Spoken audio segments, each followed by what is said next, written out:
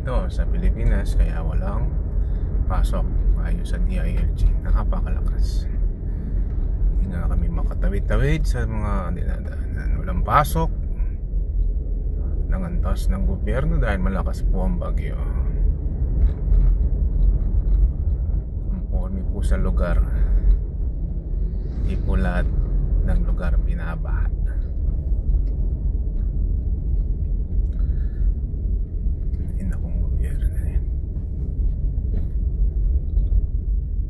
Malakas po ang bagyo. Ayon sa Pag-asa, malakas ang bagyo. Anong araw ngayon? Wala daw pasok. Tuesday, August 26, 2028.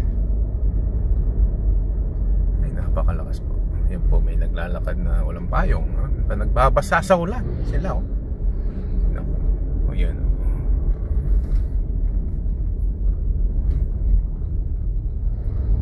For you decide. Malakas po dito ang bagyo.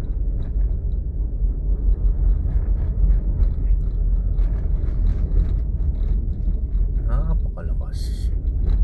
Ay, sila, nakapote lahat ng mga tao pala. Nakapote yan.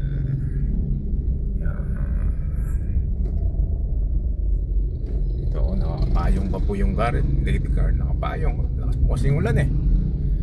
Ngayong August 26, kaya po yung DILG naglaan niyang walang pasok. Malakas po. Napakalakas.